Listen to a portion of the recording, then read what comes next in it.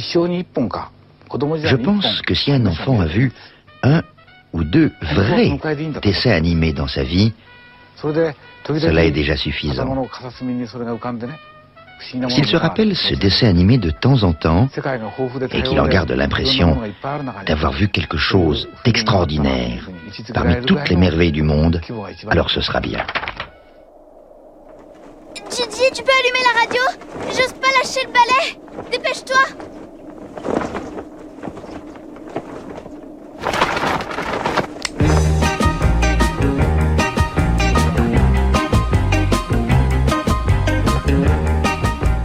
Kiki, la petite sorcière est le 5e film du studio Ghibli, fondé par Hayao Miyazaki, et son premier grand succès. Grâce à ce film et aux 2,6 millions de spectateurs qui vont le voir à sa sortie en 1989 au Japon, la grande aventure devient viable et durable. Comment cette rencontre entre une petite sorcière de 13 ans qui ne possède d'autre pouvoir que celui de savoir voler sur un balai et le grand cinéaste japonais explique un tel attachement définitif dans le cœur des spectateurs? Sortie de l'enfance, libération par le travail et chat qui parle, voici l'histoire de cette sorcière qui commence, comme souvent chez Miyazaki, par le vent qui se lève.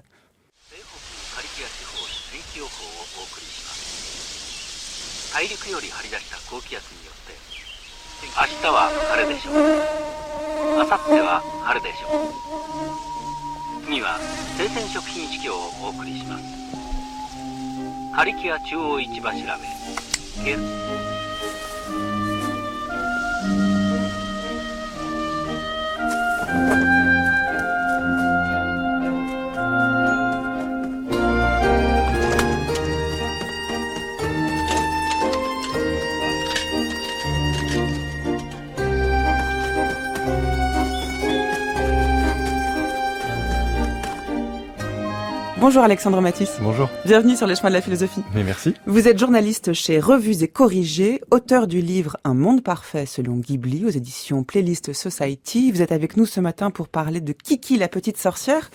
Est-ce que, comme l'a dit Miyazaki en ouverture de l'émission, en regardant Kiki, vous avez eu l'impression de voir quelque chose d'extraordinaire parmi toutes les merveilles du monde? Ah oui, c'est même... Alors on va directement commencer sur quelque chose du coup d'un peu personnel, mais c'est devenu mon film doudou, donc on en a tous un, et il s'avère que c'est celui-ci. Et je pense qu'il y a beaucoup de personnes pour qui un film du studio Ghibli, et notamment de Miyazaki, est important dans la vie. Donc là, c'est Kiki, effectivement, on va pouvoir voir pour plein de raisons en quoi on a envie de vivre dedans. C'est quelque chose de très important, chez Miyazaki, le sentiment de vouloir faire partie de ce monde, d'y être. C'est réaliste tout en étant fantastique, ça c'est un peu un paradoxe, mais c'est quelque chose de très touchant, toujours chez Miyazaki. Et effectivement, alors là, pour le coup, oui, Kiki, c'est quelque chose d'exceptionnel et je pense qu'on peut vivre avec pendant longtemps. Et rien que l'héroïne, je pense qu'elle peut servir de modèle pour plein de gens. Alors, évidemment des petites filles, mais pas que. Ouais. Et d'ailleurs, c'est quelque chose d'important, notamment dans le monde de l'animation et dans les dessins animés, c'est que les enfants se cherchent des modèles. Ils se cherchent des modèles qui vont au-delà des parents. Et souvent, dans les films d'animation, dans les dessins animés, les quêtes initiatiques qui sont faites font que le héros ou l'héroïne sert de modèle pour l'enfant. Et Kiki, même si son histoire paraît simple et presque plus banale que pour d'autres héros, c'est plus fantastique, elle sert, je pense, vraiment de modèle pour plein de gens. Et ça, c'est lié à sa personnalité, c'est lié à son aventure, c'est lié à la magie, mais c'est aussi lié à là où elle va, à la mission qu'elle a. C'est-à-dire, donc, dans Kiki, le principe, c'est que c'est une sorcière de 13 ans qui, donc, doit partir de chez ses parents pour trouver une ville où il n'y a pas de sorcière. Et elle doit vivre avec eux pendant 1 an et trouver sa place. Donc, clairement, un rite initiatique. Ouais. Et donc, Kiki va trouver une ville et pendant 1 an, elle va essayer de trouver comment elle peut être utile. Dans le roman d'origine qui sort en 1985, si je vous dis pas de bêtises. Oui, parce que le film est adapté d'un roman. Hein. Exactement, qui est donc de Daiko Kadono, qui est une écrivaine japonaise qui a fait pas mal de livres pour enfants. Elle le sort en 85. Miyazaki adapte donc ce premier roman. Et vu le succès du film, d'ailleurs, elle va faire 5 suites, je crois. Ah oui, d'accord. Donc c'est l'adaptation au cinéma qui a donné envie à l'écrivaine, à l'auteur du roman, de publier des suites. Exactement. Et d'ailleurs, ce qui est rigolo, c'est que, comme souvent, quand un écrivain se retrouve adapté, il aime pas trop les changements qui sont faits de prime abord. Ouais. Elle a failli dire non, finalement, on le fait plus. Ils ont réussi à la convaincre de le faire. Et finalement, vu le succès du film, elle y a tout gagné, je pense, du coup, parce que... Alors, c'est intéressant parce que Miyazaki disait, si un enfant a vu un film, un dessin animé extraordinaire, c'est gagné. Et vous dites, oui, Kiki, c'est exactement ça. Et pourtant, le film Kiki, sans doute parmi tous les films de Miyazaki, est celui qui est le plus ordinaire, au sens où il n'y a pas de choses spectaculaires, il n'y a pas de choses irréelles. Le seul pouvoir magique de cette sorcière, c'est de pouvoir voler sur un balai, mais vraiment, elle s'en sert pas pour sauver le monde. Sauver un petit garçon, à la fin, on verra. Hein. Mais il y a quelque chose du ton de ce film qui est très particulier. Et en effet, je trouve assez ordinaire. Finalement, sa vie ressemble beaucoup à la nôtre. Oui, alors elle a un deuxième pouvoir quand même, c'est qu'elle peut parler à son chat. C'est vrai. Et donc, Gigi le chat qu'on a entendu. Gigi le chat, ouais. Qui est une vraie mascotte. Et d'ailleurs, dans le roman, on nous apprend que chaque sorcière a un chat qui est né au même temps qu'elle et qu'elle doit, donc un chat noir forcément, c'est une sorcière, et qu'elle peut parler avec lui et ce sont les seuls à se comprendre. Hein. C'est-à-dire que les gens à l'extérieur ne peuvent pas se comprendre. Donc voilà, ça c'est son deuxième pouvoir, mais effectivement, qu'est-ce qu'on fait de ça comme pouvoir ? On va pas sauver le monde, comme vous dites.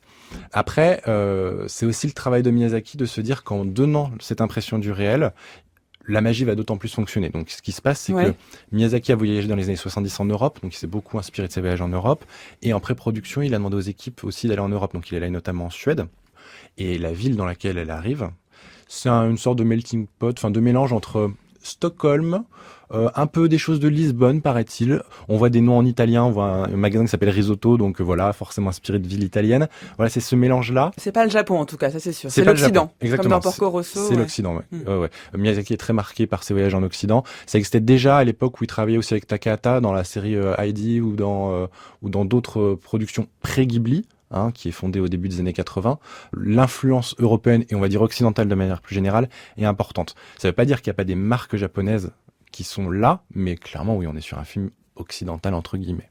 Alors avant de suivre le grand départ de Kiki qui ouvre le film, commentons le tout premier extrait qu'on a entendu, c'était uniquement du son, mais le son du vent. Le vent se lève est le titre du dernier film en date de Miyazaki paru sur nos écrans. Mais il faut quand même le dire que le mot Ghibli, de studio Ghibli, ça veut dire le sirocco, le vent, en fait. Ouais, c'est le nom donc d'un vent, effectivement. Donc c'est le nom italien du sirocco qui est Ghibli. Et Ghibli, c'était aussi le nom d'un avion italien. Et Miyazaki est passionné d'aviation. Son père et son grand-père ont tous les deux travaillé dans le monde de l'aéronautique. Et donc, c'est vraiment été quelque chose de très important. Et le nom et la sonorité Ghibli a devenu une vraie marque et très importante.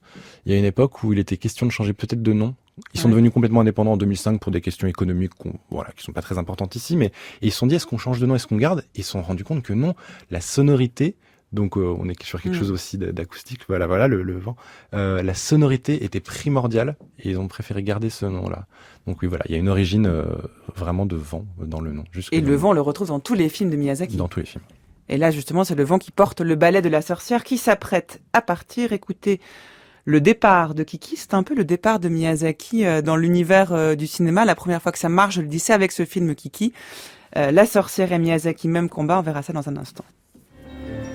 うまくいかなかったら帰ってきていいんだよ。そんなことになりません、ユーダ。いい街が見つかるといいね。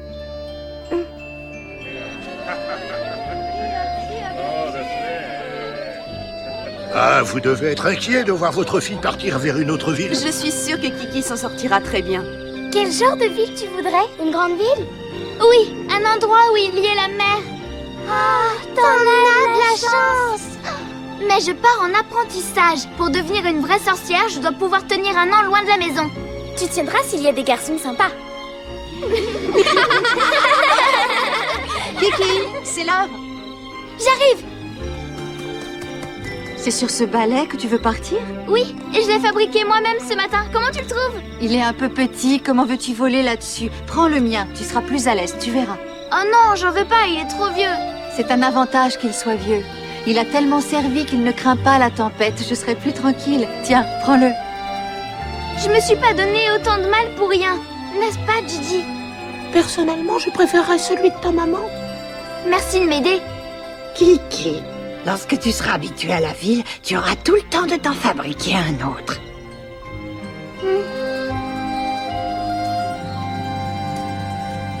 Sois prudente. Sois courageuse. C'est promis. Au revoir, Kiki. Bon voyage.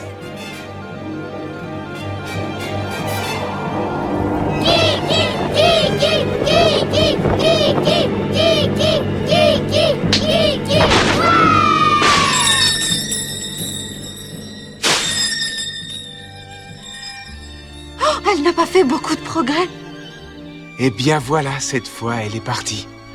Moi, le son de ces grelots va drôlement me manquer. Et voilà, tout Kiki est dans cet extrait. Au fond, Alexandre Matisse, il y a un départ, on entend, son nom est scandé par ses amis, par sa famille. Et puis finalement, en fait, le ballet a du mal à démarrer, elle manque de tomber, elle se rattrape et sa mère dit, elle a pas fait beaucoup de progrès. Rien n'est extraordinaire dans ce film, justement. On est absolument dans ce qui peut se passer dans notre vie de tous les jours avec les hauts et les bas, au fond. Oui, c'est exactement ça. C'est comme si nous, on doit prendre le train la première fois, puis qu'on se trompe de voiture ou quelque chose comme ça. Et parce qu'en fait, elle arrive à voler si elle est bien concentrée. Et forcément, elle est un peu distraite. Et puis, elle a ce petit côté mascotte de son petit village, enfin de là où elle vit. Mais c'est une petite fille normale. Et ça, c'est important quand même pour l'identification. Quelqu'un de normal à qui on peut s'identifier, avec qu'on peut accompagner. Normal, c'est-à-dire pas idéalisé. Voilà, exactement, pas idéalisé et pas une super-héroïne. Il y a des personnages de super-héroïnes parfois chez Miyazaki, ouais. Mais là, on est sur quelque chose de plus proche de nous. Et en même temps, dans cet extrait-là, on entend aussi toute la volonté des personnages d'enfants et des jeunes femmes chez Miyazaki. C'est-à-dire que c'est elle qui décide quand elle part. Donc dans Kiki, la sorcière est censée partir à la pleine lune et elle est censée partir à la pleine lune suivante. Et au tout début du film, en fait, elle entend à la radio que le temps est clair. Elle se dit non mais en fait je pars ce soir, donc dans 3 heures. Et sa famille dit non mais sa mère est complètement perdue. Son père qui lui n'est pas sorcier, qui est un humain, un moldu comme on dirait dans Harry Potter. Pareil, elle ne s'y attend pas du tout. Mais elle a décidé qu'elle partait. À ce moment-là, elle veut aussi choisir sa robe. Bon, alors elle a pas trop son mot à dire, mais elle dit non, mais une robe noire pour une sorcière, c'est vraiment un peu cliché. J'ai un chat noir, une robe noire, super. Tout est noir. Tout est noir. Et le ballet, alors elle a pas le dernier mot, mais effectivement, elle a fait son propre ballet. Elle veut que ça soit le sien. Et on lui dit non. Apprends le monde adulte. D'abord, tu prends ce ballet-là qui sera plus efficace, et après. Avec cette phrase géniale, c'est un avantage qu'il soit vieux. Il a tellement servi qu'il ne craint pas la tempête. Exactement. C'est une manière de parler du vieil âge. Exactement, oui. Oui, et puis c'est aussi une manière de nous ramener au monde classique de la sorcière. C'est-à-dire qu'en 89, l'image de la sorcière, elle n'a pas encore évolué comme aujourd'hui. Ah oui, en 89, qu'est-ce qu'on a eu ? On a eu Ma sorcière bien aimée. Voilà, Ma sorcière bien aimée, c'est un moment quand même un peu important dans le monde des séries parce que c'est une femme au foyer qui sort de sa condition de femme au foyer et qui a des super pouvoirs, voilà. Mais par exemple, on n'a pas encore eu une série comme Charmed, on n'a évidemment pas eu encore Harry Potter, puisque je faisais une référence juste avant. Donc on est encore sur une image classique, et d'ailleurs on a pas mal d'attributs, le chat noir, la robe noire, etc. Mais on n'est pas non plus dans cette image complètement, j'ose pas dire le mot déconstruit, mais je vois pas d'autres termes plus adaptés que ça. Donc voilà, c'est un peu cet entre-deux. Un peu magique, mais quand même très quotidien, un peu différent de la sorcière, mais quand même une vraie image de sorcière. Et là-dedans, il intègre vraiment son personnage féminin, comme on retrouve dans les autres films. C'est-à-dire que Chihiro, c'est une jeune fille qui va devoir s'émanciper de sa condition de petite fille perdue et timide. Et donc, elle va devoir faire sans sa famille. Dans Nausicaa, on a affaire à quasiment une princesse de son peuple qui va devoir défendre son royaume. Voilà, ça s'applique vraiment pour tous les films. Et même quand elles sont pas les héroïnes, dans Porco Rosso, par exemple, on a des personnages féminins très forts.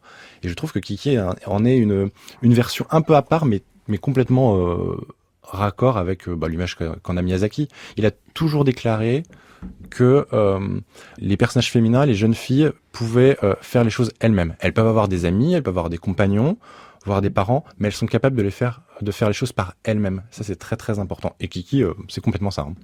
D'ailleurs, Miyazaki, dans la note d'intention à Kiki, qu'on peut trouver en ligne, écrit « Kiki a le devoir d'aller vivre une année entière dans une ville qui lui est inconnue et d'y faire valoir ses talents pour être reconnue comme sorcière à part entière. » Cela ressemble à quelqu'un qui arrive seul à Tokyo pour devenir créateur de dessins animés. Aujourd'hui, on dit qu'il y aurait 300 000 jeunes garçons et filles espérant réussir dans ce métier. Dessinateur est un métier assez répandu, il est relativement facile de débuter et d'en vivoter.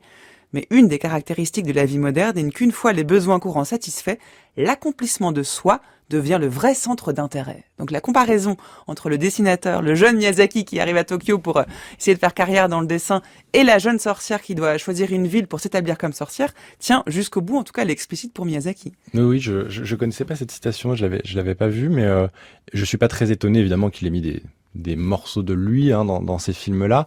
Et effectivement, Miyazaki, il a mis très longtemps avant d'arriver à pas forcément en vivre, je pense qu'il en a vécu assez tôt, mais en tout cas à pouvoir s'émanciper de ce milieu-là. Et d'ailleurs, une des raisons de la création du studio, c'est aussi ça. Il n'arrivait pas à faire produire ses films.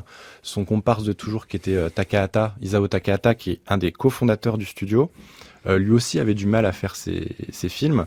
Et c'est au bout d'un moment, ils se sont dit, on va se mettre ensemble. Il faut savoir que le monde de l'animation pré-Ghibli au Japon, c'est pas du tout celui d'aujourd'hui. C'est-à-dire que il y a beaucoup il y a des dessins animés qui se font pour la télé. avec la Toei notamment. Mais alors, pour aller au cinéma, c'est très compliqué. Donc ils ont déjà tous les deux réussi à faire produire des films. Mais au milieu des années 80, ils se rendent compte vraiment que s'ils n'ont pas leur propre structure, ils ne pourront pas faire leur propre film. Donc Kiki sert aussi d'affirmation pour Miyazaki de la solidité de Ghibli, puisque vous l'avez dit au début, le film a un fort succès. Au Japon, ouais, c'est le premier, parce qu'il y a eu Totoro avant, il y en a eu d'autres. J'ai dit c'est le 5e film de Miyazaki, mais aucun ne connaît un tel succès. Exactement, Totoro connaîtra un succès après avec ses diffusions télé, et c'est donc après que ça devient un peu la mascotte. Mais Kiki a un grand succès, et du coup, si on avance un peu sur l'avenir, c'est à ce moment-là qu'ils fondent leur studio en dur, parce qu'avant ils louaient des locaux, ils étaient à droite à gauche, et une partie des salariés sont vraiment salariés. Ils fonctionnent plus par projet. Pour aller d'ailleurs, pour reprendre le côté figure féminine émancipée, il l'applique dans le travail. Par exemple, il met en place une crèche au studio pour permettre aux jeunes mamans de revenir travailler rapidement.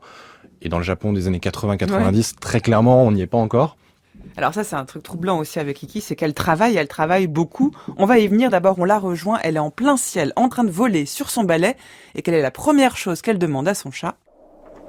Gigi, tu peux allumer la radio? J'ose pas lâcher le balai. Dépêche-toi.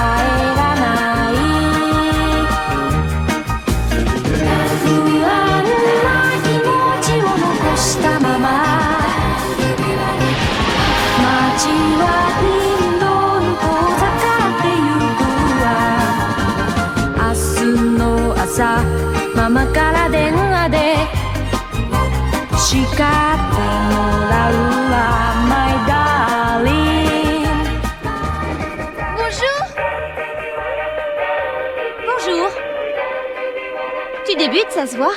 Oui, je viens de prendre mon envol, je suis nouvelle. Peux-tu éteindre cette musique, s'il te plaît? J'aime rester concentrée quand je vole. Ah. Voilà, un des traits de génie de Miyazaki, c'est la manière qu'il a d'intégrer chaque univers sonore dans ses films. Ici, on a une chanson pas simplement pour avoir une chanson. Il y a un terme d'ailleurs qui désigne le fait d'intégrer au sein de la narration un élément sonore ou même une image littéraire. Ici, donc, c'est Gigi le chat qui allume la radio. Et quand la rencontre avec une autre sorcière en plein air, en plein ciel a lieu, eh bien le son passe du côté du transistor. C'est plus du côté du spectateur, mais on voit que c'est de la musique au sein du film qui est intégrée, et ce qui fait que le spectateur est reçu Kiki non seulement par la vue, mais aussi par l'écoute, par l'ouïe, Alexandre Matisse. Oui, ça fait partie du coup de ce sentiment d'immersion dont on parlait un petit peu plus tôt, et en allant même au-delà de cet extrait-là, il y a tout un travail sonore sur les silences, c'est-à-dire qu'il n'a pas peur du tout des silences, le bruit du vent dont on parlait aussi un petit peu avant, mais de manière plus générale. Alors le travail musical de manière globale en plus est très important. Joe Hisaishi, son compositeur attitré depuis Nausicaa, fait encore ici un travail remarquable, et une musique très occidentale avec de l'accordéon, ouais. Une musique presque un tango, je crois, à un moment, quelque chose comme ça. Et son intégration fait que on est porté, c'est-à-dire qu'il y a une rythmique musicale et dans les silences et dans les paroles qui est très important. J'ai en plus moi un peu une théorie qui fait que on a beaucoup de très bons dessins animés qui sortent, mais les rares chefs-d'œuvre, enfin les rares chefs-d'œuvre, il y en a pas mal, mais les chefs-d'œuvre, ce sont ceux qui ont des très grandes musiques. Donc c'est vrai pour les meilleurs Disney. Un film comme Valse avec Bachir a une musique extraordinaire, ça en fait un chef-d'œuvre. Le Conte de la princesse Kaguya, qui est pour moi un chef-d'œuvre, a aussi une musique de Joe Hisaishi qui est magnifique. Et Miyazaki, très clairement. Je crois qu'il n'y a pas un seul de ces dessins animés qu'on n'associe pas à une chanson. Ouais, qu'on garde en tête après toute la journée. Ça, c'est un petit peu la contre. Ouais, des fois, c'est un peu plus embêtant quand ça traîne trop. C'est un petit peu fatigant. Mais et pour revenir sur l'extrait là, donc on est juste avant qu'elle trouve la ville qu'elle cherche. Donc elle veut absolument aller à la mer. Elle veut trouver une ville. C'est le seul critère. Donc elle va se retrouver aller dans le sud, au bord de la mer. Ça ressemble un peu à l'Adriatique du coup, à ce niveau-là. Et donc là-bas, comment est-ce qu'elle va se rendre utile ? Il faut travailler. Il faut travailler. Donc en fait, on a une petite fille de 13 ans qui devient un peu auto-entrepreneuse, clairement. Comment ça se passe ? Elle est accueillie par une boulangère qui s'appelle Osono et qui lui dit mais si tu veux, j'ai une chambre, tu peux venir chez moi un petit temps et puis comme ça tu trouveras comment t'organiser. Et donc quelle est la seule chose que sait faire Kiki ? Vous le disiez, elle sait voler. Donc comment rendre ça utile ? On est dans une jeune maman qui a oublié la tétine du bébé. Elle se rend compte qu'elle peut rendre service. Elle prend la tétine, elle lui apporte et forcément en volant on n'a pas à traverser les rues en faisant des zigzags. Du coup elle se dit je vais fonder mon service de livraison. D'ailleurs en anglais le film c'est Kiki's Delivery Service. Donc vraiment le service de livraison de Kiki c'est une ode à la poste en fait. Et le film va vraiment se construire autour de ça. Oui, c'est de l'ubérisation avant l'heure. Hein. Exactement, ou c'est de la start-up si on veut, c'est quasiment ça. Et alors du coup dans le roman, c'est vraiment par chapitre, il y a un événement de livraison. Et ce que fait Miyazaki, c'est que cet élément-là de je vais faire des livraisons, évidemment, il va lui donner du liant et elle va croiser des personnages qui vont être importants dans sa construction personnelle. Mais il y a vraiment cette importance d'aller rendre service. Et tout à l'heure, je vous disais, c'est devenu un petit peu mon film doudou et je me suis posé pendant des années la question de pourquoi.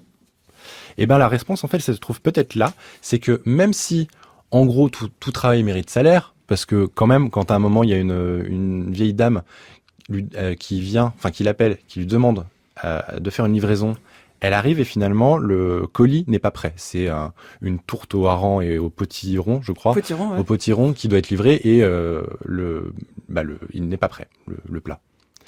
Elle lui donne l'argent en lui disant « Non, mais je t'ai dérangé, tu seras payé. » Et elle dit « Non, mais moi, je vais vous aider à le faire cuire. S'il y a un problème de four, on va régler le problème, etc. » Donc, elle est dans ce volontariat de « Je vais quand même mériter mon salaire. » Mais c'est pas trop ça le message qui est le plus important, c'est que tout, en fait, est marqué par l'altruisme.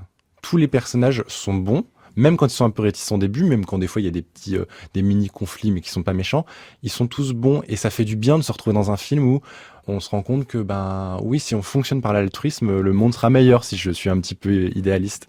Et Kiki, c'est vraiment une histoire d'altruisme. Oui, mais là où le film est fort, c'est qu'il n'est jamais dans le manichéisme. Et certes, c'est sans doute un des messages délivrés par le film, mais tout autant que celui de la nécessité du travail pour s'émanciper. Vous l'avez dit, elle monte un service de livraison. On est quand même un peu étonné au début de se dire mais cette petite fille de 13 ans, non seulement elle part toute seule sur son balai, mais elle doit travailler pour survivre au fond et elle n'a pas d'argent et elle paraît quand même très jeune pour travailler. C'est quelque chose qu'on retrouve souvent chez Miyazaki. Oui, parce que l'approche de Miyazaki du travail, c'est que effectivement c'est prenant. D'ailleurs dans le film, à un moment, elle tombe malade parce qu'elle a fait une livraison sous la pluie et donc elle a une petite grippe et même elle a le moral à zéro et elle n'arrive plus à travailler, elle n'arrive plus à voler. On y reviendra. Mais en fait, Miyazaki a une approche du travail qui n'est pas pénible. Donc le travail est intense, mais il n'est jamais terrible à faire. Même dans le voyage de Chihiro, c'est quand même une vision du travail qui est très dure. Oui, mais là, elle est réduite en esclavage dans l'histoire. Ouais.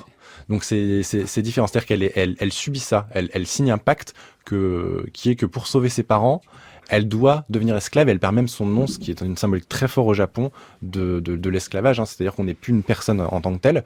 Donc effectivement, elle en souffre. Malgré tout, par exemple dans Mononoke, il y a les femmes qui travaillent à la forge.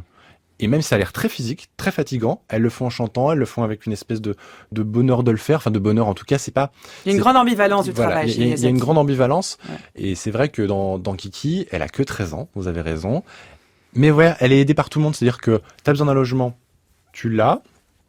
Tu as besoin du téléphone, je te le prête. Et en échange, tu me rends un petit service à la boulangerie. Voilà, c'est une approche du travail effectivement un peu ambivalente. Après, au Japon, je sais que notamment chez Ghibli, ils travaillent énormément. Donc voilà, la valeur travail, elle est portée. Avec quand même une précision, parmi les valeurs du studio, on ne travaille pas la nuit. Toute la nuit, c'est interdit. Alors qu'il y a un peu une image comme ça au Japon. D'ailleurs, Kiki non plus, je crois. On la voit travailler la nuit, je suis pas sûre. Non, on la voit pas travailler la nuit. Sous la pluie, oui. Mais sous la pluie, oui. 雑誌を通じて、高畑勲、そして宮崎駿と Dans les années 70, déjà nous avions des conversations interminables sur le cinéma, sur la politique et dans beaucoup d'autres domaines. Je crois qu'il y avait une vraie connivence idéologique entre nous. Percevions le monde de la même façon, et c'est peut-être ça, au fond, qui nous a rapprochés. Notre engagement, par exemple, nous étions tous des hommes de gauche. Pourquoi, à votre avis, l'avion de Porco Rosso est-il rouge ?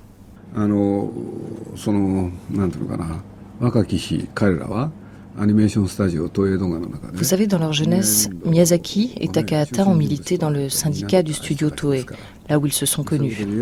Ils en ont gardé plus qu'un souvenir, je pense, un engagement.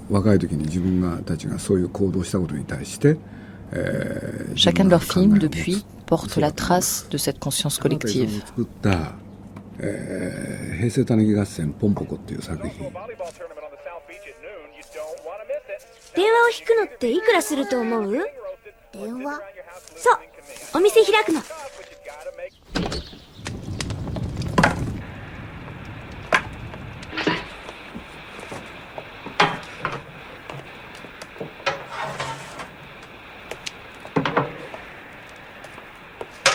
Bonjour tout le monde. Bonjour, tu as bien dormi? Ça sent drôlement bon. Je peux vous aider? Si tu veux.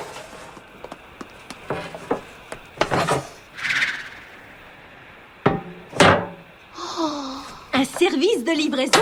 Oui, parce que tout ce que je sais faire, c'est voler. Et pour livrer, on a besoin de rien d'autre. C'est une très bonne idée. Tu seras le premier livreur volant. C'est formidable. Sers-toi de la chambre comme bureau. Je peux? Oh, merci. Il me faut le téléphone. Ça va te coûter les yeux de la tête. J'ai un peu d'argent. C'est pas une raison pour le gaspiller. Non, sers-toi d'une autre pour commencer. On ne se fait pas une clientèle du jour au lendemain. Voilà ce que je te propose. Avec mon gros ventre, je commence à fatiguer. Si tu m'aides un peu, je t'offre le gîte, le téléphone et un bon petit déjeuner en prime. Merci beaucoup. Je vous promets de faire le maximum. Oh! Ozono, vous êtes formidable.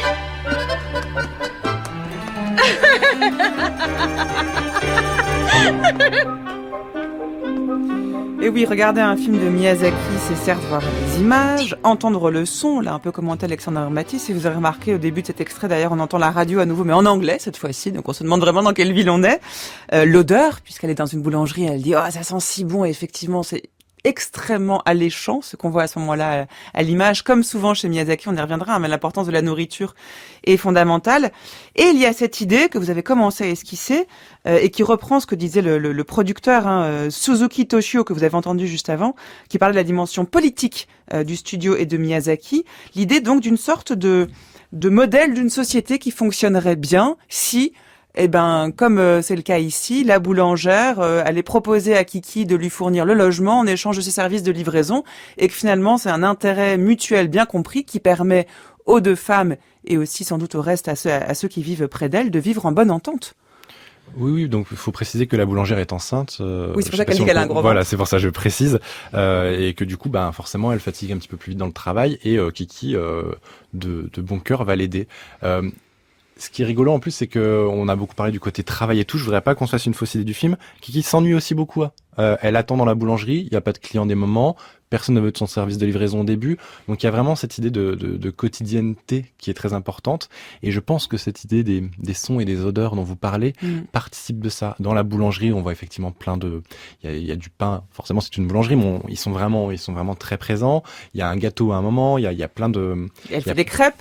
Elle fait des crêpes. Parce qu'elle gagne pas assez d'argent pour acheter autre chose que de quoi faire des crêpes. Donc elle le dit à un moment, elle dit mais je vais manger des crêpes toute ma vie, je deviendrai énorme. Voilà, exactement. Et Gigi, le chat, dit souvent qu'il a faim, donc on le voit avec le lait, les sandwichs, etc.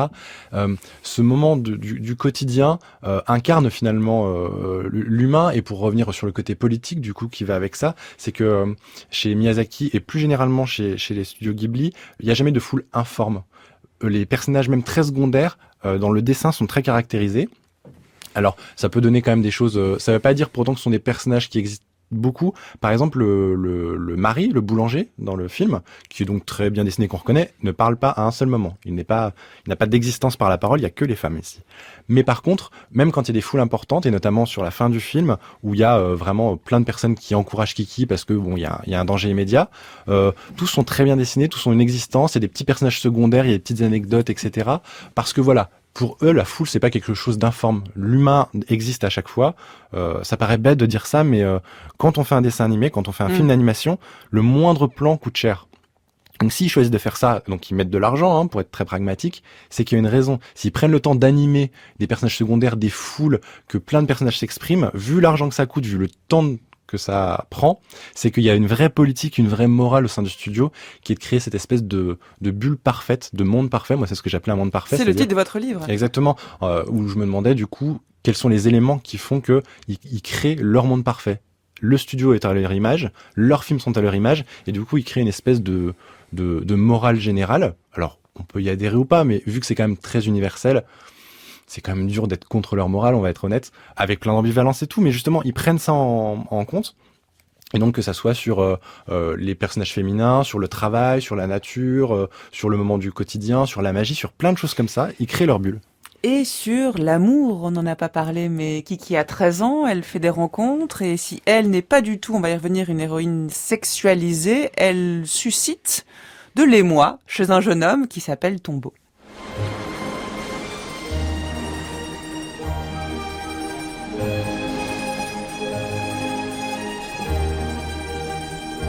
いいなあ。あんなんで世界一周できたら最高だろうな。ねえ、初めて空飛んだ時どんなんだった？覚えてないの。とても小さかったから。でもちっとも怖がらなかったって母さんは言ってたけど。Oh la chance. Je sais pas ce que j'aurais donné pour naître dans une famille de sorcières. Toi, il te suffit d'enfourcher ton balai et tu t'envoles. Moi, je suis obligée de pédaler sur ce machin. Voler, c'est bien, mais quand on le fait pour gagner sa vie, c'est moins amusant. Kiki, tu n'as pas le droit de te plaindre d'avoir le pouvoir de voler. Tu es une sorcière. Je commençais à perdre confiance en moi. Mais j'ai bien fait de venir ici avec toi, de voir la mer, ça m'a remonté le moral. Je peux t'amener ici chaque fois que tu en auras envie. Ça me fait faire de l'exercice. T'es vraiment très gentil. C'est maintenant que tu t'en aperçois? Au début, je te prenais pour un petit voyou. Ça, c'est vraiment bizarre, c'est ce que ma mère me dit toujours. Elle me fait « Cesse de jouer les petits voyous et travaille au lieu de regarder le ciel !» Ouais.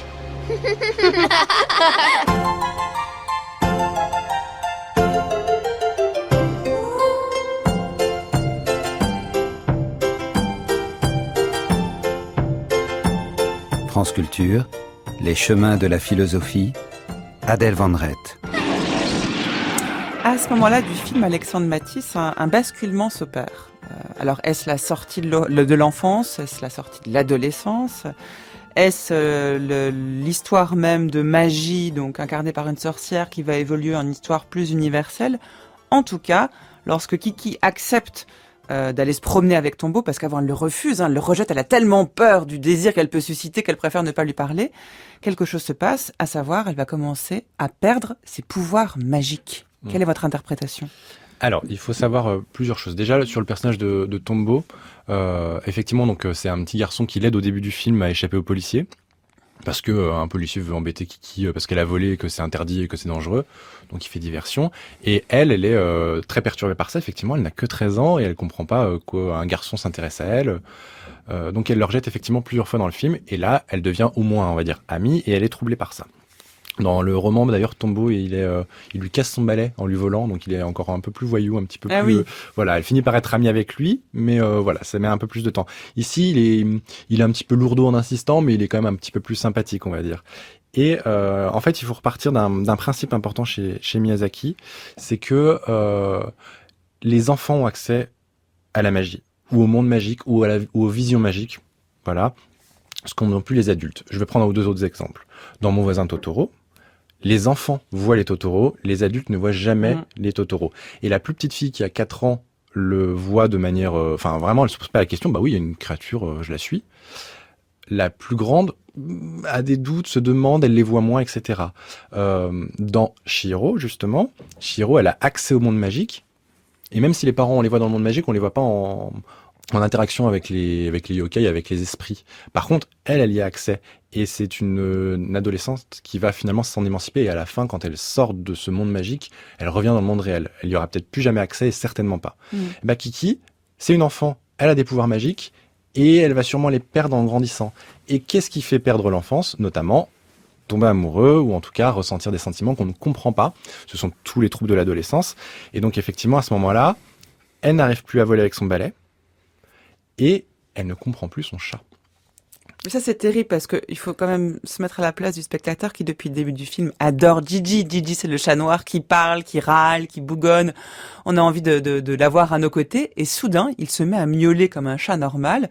Et c'est le signe que Kiki ne peut plus communiquer avec lui, mais le spectateur non plus. On ne le comprend plus. Exactement, parce qu'en fait, Miyazaki nous redonne la possibilité d'être enfant à travers ses films, nous redonne accès au monde magique, et là, il nous dit, on va peut-être plus y avoir accès.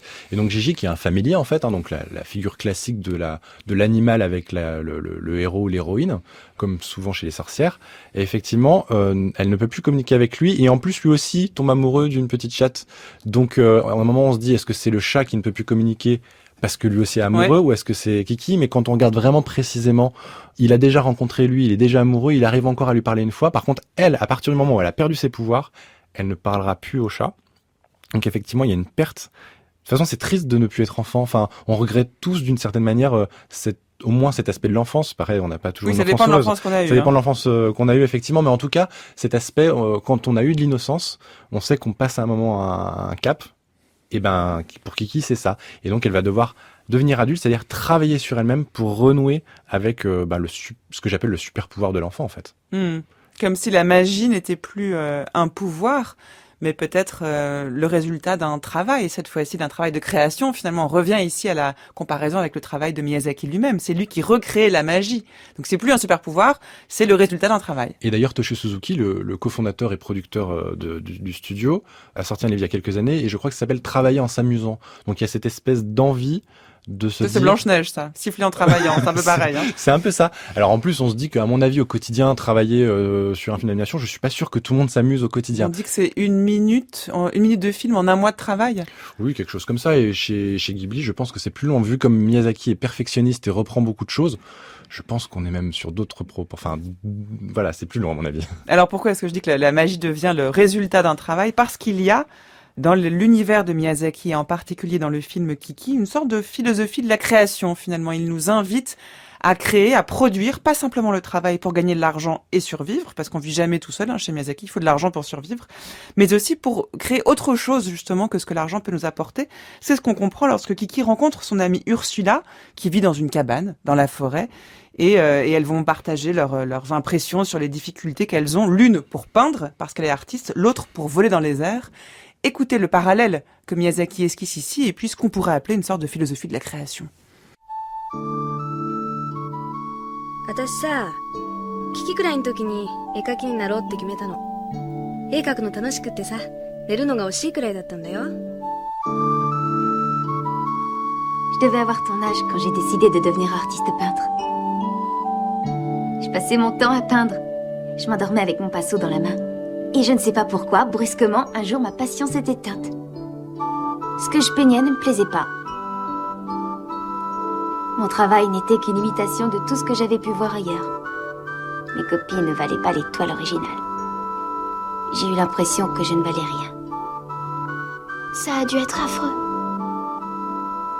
Tu l'as dit, affreux. Mais l'avantage, c'est que j'ai compris à ce moment-là ce qu'était vraiment la peinture. C'est comme la magie, il ne suffit pas de connaître les formules. On a ça dans le sang. Du sang de sorcière, voilà qui est drôlement intéressant comme idée. Du sang de sorcière, du sang de peintre, du sang de boulanger. Ça serait un pouvoir qui nous serait insufflé on ne sait par qui. C'est passionnant, même si c'est des soucis. Je n'avais jamais pris le temps de réfléchir au pouvoir magique. Je considérais l'apprentissage comme une tradition un peu dépassée. Ça me fait énormément plaisir que tu sois venu me retrouver. Je me sentais seule, je savais plus quoi penser. C'est bizarre. J'ai été tentée à plusieurs reprises de décrocher ce tableau et de le mettre au placard. Il est si beau pourtant. En te revoyant aujourd'hui, j'ai remarqué tes traits tirés, ton visage défait, j'ai eu comme un choc. Ça m'a donné envie de peindre. C'est pas gentil. Voilà, on est quitte maintenant.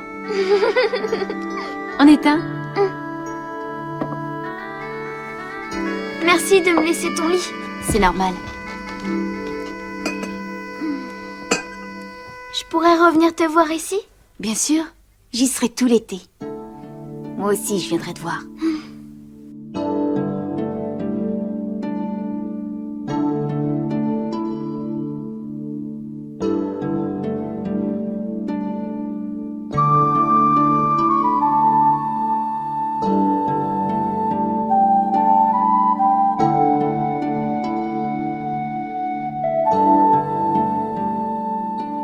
C'est très beau cette rencontre entre Kiki et son amie Ursula, Alexandre Matisse. Et non seulement c'est beau, puis on est heureux pour Kiki qu'elle puisse avoir une amie, mais en plus c'est passionnant cet échange parce que d'une discussion assez classique entre deux jeunes filles de 13 et j'imagine qu'elle est un peu plus âgée, Ursula, ressort une dimension beaucoup plus profonde qu'il n'y paraît. Alexandre Matisse. Oui, c'est un très bel exemple de ce qu'on appelle la sororité, du coup, deux jeunes femmes qui en comparant leur vie, se rendent compte de leurs points communs et du coup arrivent à se tirer vers le haut. Donc c'est une évidence pour Kiki qui, grâce à ce moment passé, va réussir à nouveau à voler. En se concentrant, elle va comprendre d'où vient son trouble et comment arriver à retrouver le chemin désert du coup. Et Ursula explique que grâce à la rencontre avec Kiki, qui était complètement fortuite, elle a réussi à peindre ce tableau qu'elle n'arrivait pas à finir, qu'elle a failli abandonner plusieurs fois et qui aurait pu rester une sorte de brouillon parmi tant d'autres.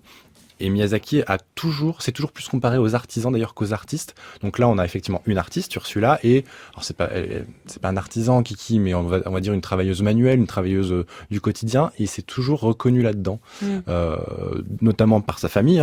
Je disais que ses parents, enfin son papa et son grand-père travaillaient dans l'aéronautique. Il les admire et il a presque plus de respect d'une certaine manière pour ceux qui créent de leurs mains que pour juste les artistes. Tout ça, c'est parfois un petit peu dur à quantifier et tout. Lui se voit comme ça. Et évidemment, dans le dessin animé, c'est comme un peintre. Je veux dire, voilà, on dessine, on fait des plans, on fait des perspectives. Il y a quelque chose d'assez manuel. Et ça le passionne. Donc il y a un peu de Miyazaki là-dedans, c'est une évidence. Et puis, revenons à cette morale. Voilà, qui que vous soyez un travailleur manuel, intellectuel, un artiste et tout, vous pouvez aller puiser une force dans le monde, dans le travail, dans la création. Et ce qu'elle explique, c'est que donc Ursula, quand elle y arrive pas, elle fait autre chose. Elle n'arrive pas à peindre. Elle dit, je vais me promener, je vais manger. Je sais plus exactement ce qu'elle dit, mais voilà, je fais autre chose. Et à un moment, quand je reviens, ça marche. Donc c'est-à-dire que c'est à la fois une espèce d'hygiène de vie. Genre, si ça ne marche pas, ça ne sert à rien d'insister, mais je sais que j'y reviendrai et qu'à la fin, j'y arriverai. Et je trouve que c'est un peu rassurant quand on est enfant comme adulte de se dire, ok, si ça bloque à un moment, ça marchera plus tard. Je veux dire, même nous, en tant qu'adultes, des fois, on aurait besoin de se dire ça. On doit finir ce qu'on a à faire. On a parfois une deadline ce soir à 23h ou je sais pas quoi. Et de temps en temps, il faut se dire, j'arrête pendant 1 heure, je fais autre chose. Je vais manger, je vais cuisiner, je vais me balader, j'appelle mes parents, enfin je sais pas. Et quand je reviens, je vais y arriver. Je vais enfin pouvoir me replonger dedans. Et c'est clairement ça, cet extrait-là. Miyazaki met en scène à de nombreuses reprises dans ce film et dans sa filmographie en général la valeur, on peut appeler ça une valeur, de la persévérance justement. Il y a le courage de commencer, c'est ce que fait Kiki, on l'a entendu dès le début du film, elle a le courage, le commencement absolu, elle prend son balai, elle s'en va, mais elle s'accroche et elle recommence même quand il y a des échecs, des obstacles qu'elle arrive à surmonter. Et ce que vous dites ici va dans ce sens, effectivement, c'est comme si Miyazaki donnait des conseils sur comment créer, comment parvenir à ses fins, qu'on fasse un travail intellectuel, artistique ou manuel, mais aussi il y a c'est pour ça qu'on pourrait presque parler d'une philosophie de la création, une attitude à adopter face au monde et face aux choses, de manière à pouvoir quand même parvenir à ses fins étant toujours l'idée d'une forme de création de quelque chose de nouveau. Oui, et pour que ça fonctionne, il prend le temps de montrer ce qui ne va pas. Il prend le temps de montrer la déprime, par exemple. Kiki, quand elle perd ses pouvoirs et quand elle est malade, elle est vraiment dans son lit, elle est au fond du trou, quasiment littéralement, et il le montre. Je veux dire, pour un film qui se destine, Kiki, on peut le regarder dès, 5 ans, je pense. Oui, même avant. Voire même avant, voilà. On peut vraiment le regarder tout petit. Et il y a déjà ça qui est traité, et il y a un moment où elle déprime vraiment. Il montre aussi dans ce film-là, les personnages qui sont pas forcément avec elle, les accidents, les risques, etc. Et il prend le temps de le montrer pour montrer que finalement des solutions vont exister. Il met Kiki face à ces problèmes pour dire, on y a tous droit. Regardez, même votre héroïne, même elle que vous admirez, elle s'est façonnée comme ça, et elle va y arriver, vous allez aussi y arriver. Jusqu'au bout du film où on retrouve le vent, puisque Tombaugh travaille à une sorte de projet secret qui est la construction d'un dirigeable qui à la fin du film va se mettre à voler, et alors que Kiki est chez une cliente qui n'a pas fini son plat qu'elle doit elle-même livrer et qui va l'aider à cuisiner, etc., elle va allumer la télé, là encore mise en abîme, il y a beaucoup de radio et de télévision dans ce film, et elle va voir l'image du dirigeable, et il y a un problème avec ce dirigeable, et elle pense à son ami Tombaugh qui lui-même est censé être dans ou à côté du dirigeable, et elle se dit mais il va être en danger. Et elle seule peut le sauver, la ville entière a les yeux rivés vers le dirigeable, et c'est elle seule qui, avec son balai, pourrait le sauver. Or, elle n'a plus de pouvoir magique. Et c'est finalement à cette toute fin du film que va se jouer l'intérêt du rapport à la magie, savoir est-ce que celle-ci peut ressurgir quand on a besoin d'elle, ou bien est-ce que Kiki n'a finalement plus besoin de magie, et c'est par son habileté, son savoir-faire qu'elle va pouvoir aller sauver Tombaugh. Exactement. Ça y est, elle n'est plus l'enfant. Elle a réussi finalement déjà sa quête, alors qu'on est... que sur le même été, donc en quelques semaines. Et à force de concentration, elle va arriver à voler. Elle n'a plus son balai dont on parlait au début, là, qui est important pour voler. Elle l'a cassé plus tôt dans le film. Elle va prendre un balai brosse qui est censé ne pas fonctionner, visiblement, dans le monde des sorcières. Un balai brosse, ça ne fonctionne pas bien. Les poils ne sont pas assez longs. Je suis pas expert en balai brosse, je suis désolé, mais apparemment, c'est compliqué. Et elle y arrive. Donc évidemment que le vol est hasardeux. Évidemment qu'il y a une forme, il crée une forme de suspense et de climax dans son film. Pour qu'on se demande est-ce qu'ils vont arriver à sauver Tombaugh de ce dirigeable qui est à la dérive, et Kiki arrive par la force de sa propre persuasion, mais quand même l'aide extérieure elle est là, c'est-à-dire que il faut prendre un autre balai, on veut pas trop, mais elle le prend quand même, et bon c'est pas très grave, et les gens autour l'aident en la motivant, en scandant son nom. Au début les gens de son village scandaient son nom parce qu'ils étaient contents qu'elle parte, et à la fin, alors ils connaissent pas forcément son nom, mais ils l'applaudissent, ils sont avec elle. Donc c'est important pour Miyazaki aussi que le monde extérieur à un moment nous vienne en aide, et c'est important pour nous de toute façon que on se sente pas seul dans ces quêtes-là, et on peut vraiment se transcender avec ça. Et elle y arrive. Effectivement, et donc ça termine avec cette réussite finale de Kiki qu'on va entendre pour terminer cette émission. Mais d'abord un mot, Alexandre Matisse, chaque jour de cette semaine, donc nous parlons d'un film par jour, on parle d'une recette, puisque finalement, on l'a dit, dans tous les films de Miyazaki, il y a des recettes, un rapport à l'alimentation et à la nourriture très très fort.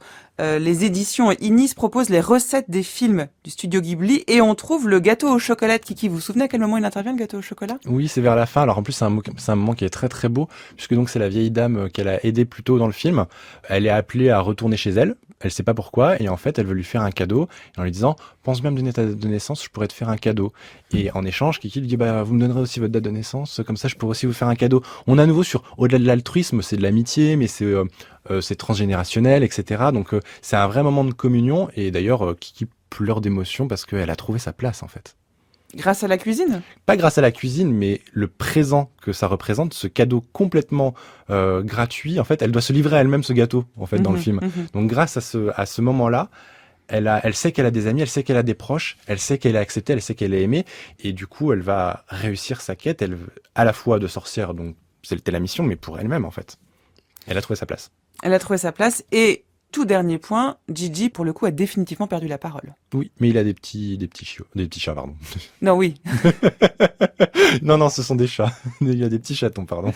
Donc à la fin, chacun est à sa place. C'est ce que vous appelez le monde parfait, donc selon Ghibli, c'est le titre de votre livre. Merci beaucoup, Alexandre Matisse. On se retrouve demain. Demain, nous parlerons ensemble du Château dans le ciel. C'est pas exactement un film doudou, Beaucoup moins. Ouais. Beaucoup moins, mais tout aussi intéressant. Bon, on verra ça demain. Un monde parfait selon Ghibli, c'est votre livre disponible chez Playlist Society. On se quitte donc avec le dernier extrait du film Kiki, la chanson de fin qui vous restera en tête toute la journée, et puis un bonus. Je vous laisse découvrir lequel.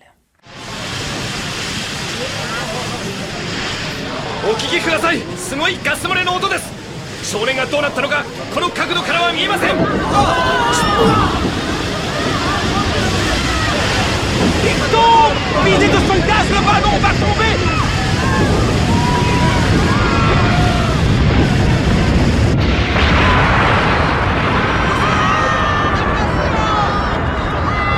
Il a été stoppé dans sa chute par un immeuble. Regardez! Le garçon est toujours là! Il est resté accroché! C'est un miracle! Il doit vraiment tenir à la vie pour trouver autant de force! Mais comment faire pour lui venir en aide à présent? Mais qu'est-ce que c'est? On dirait c'est un oiseau. Mais non! Ce n'est pas un oiseau! C'est une sorcière sur balai! Kiki! C'est formidable! Elle vole de nouveau! Allez, vas-y!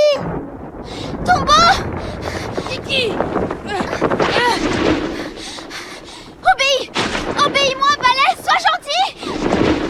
Tombeau!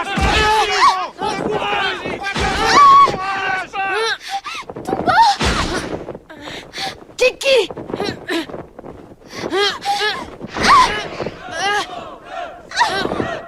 Elle essaye de rattraper le jeune garçon!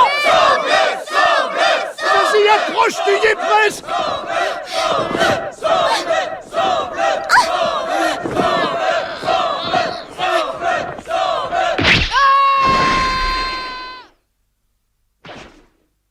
Elle l'a rattrapé! Elle l'a sauvé! Et le rat médecin est sauve!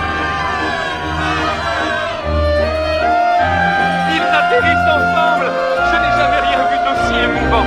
L'équipage aussi est sauvé! Elle l'a sauvé avec mon balai! C'est moi qui lui ai prêté! Kiki a réussi!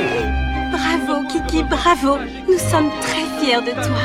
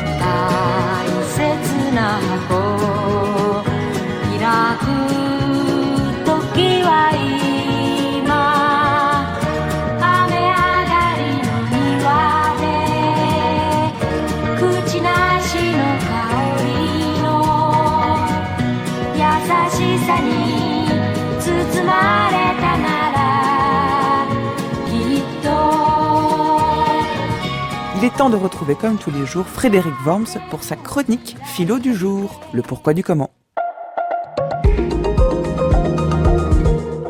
Pourquoi faut-il relier la guerre à la politique ?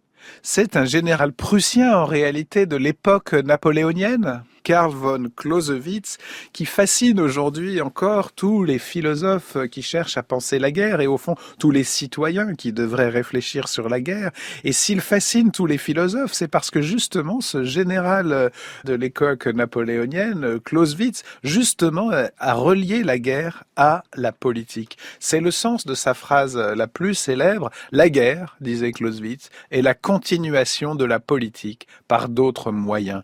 Il faut prendre cette phrase très au sérieux. C'est que la guerre n'est pas justement un conflit comme les autres. Certes, ça peut être un conflit terrible et il a découvert finalement pour la première fois l'expérience de la guerre totale, l'expérience des massacres sur les champs de bataille qui certes est très ancienne mais qui prend une forme industrielle déjà avec les nouvelles armes au début du 19e siècle. Mais Clausewitz tient malgré tout à relier la guerre et la politique, ce qui est susceptible de plusieurs interprétations. Qu'est-ce que la guerre guerre selon Clausewitz dans son grand traité de la guerre publié de manière posthume par sa femme en 1832 alors qu'il est mort, comme Hegel, autre grand philosophe de la lutte à mort comme outil de reconnaissance entre les humains en 1831 en Prusse. Qu'est-ce que donc la guerre selon le grand traité de Clausewitz intitulé De la guerre? La guerre, dit-il, est un duel entre des adversaires qui veulent s'imposer mutuellement leur volonté.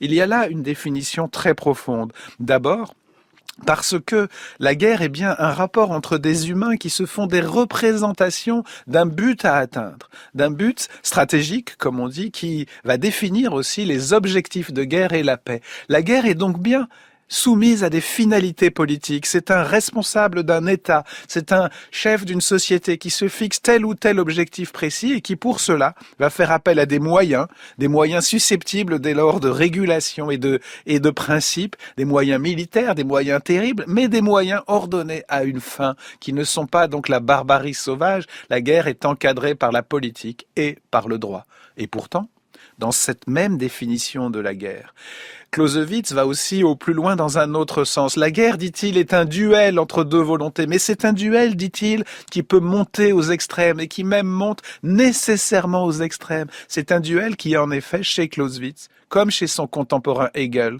conduit à la lutte à mort.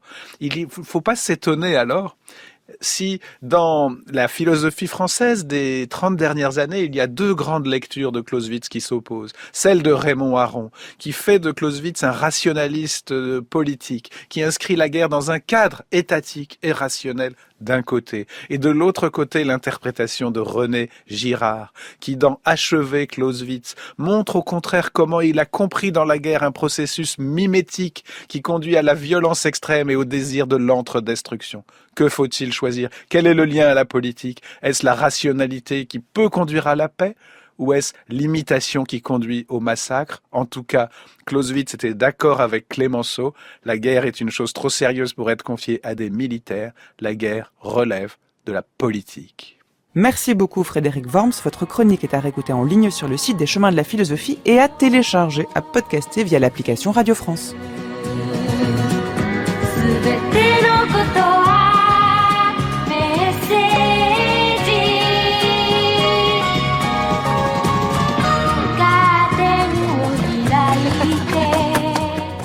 Chérie, on a reçu une lettre de Kiki. Cher papa et chère maman, j'espère que vous allez bien. N'ayez aucune inquiétude pour Gigi et moi, tout va pour le mieux.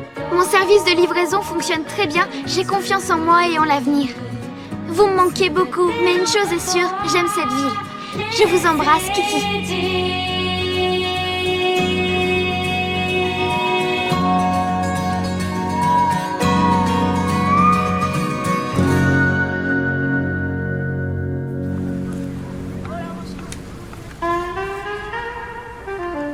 Et un grand merci à l'équipe des Chemins de la Philosophie qui chaque jour m'aide à préparer cette émission. Aujourd'hui, c'était Anaïs Isbert en compagnie de Lila Bozès, Carla Michel, Manon Delacelle, Jules Barbier, Géraldine Mosna-Savoie, Nicolas Berger qui réalise pour vous cette série d'émissions. À la prise de son aujourd'hui, c'était Étienne Collin.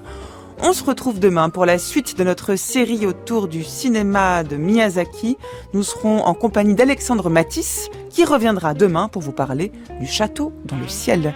D'ici là, vous pouvez réécouter cette émission en vous rendant sur le site de France Culture à la page des Chemins de la Philosophie, ou bien vous pouvez la télécharger, la podcaster notamment via l'application Radio France ou sur d'autres plateformes.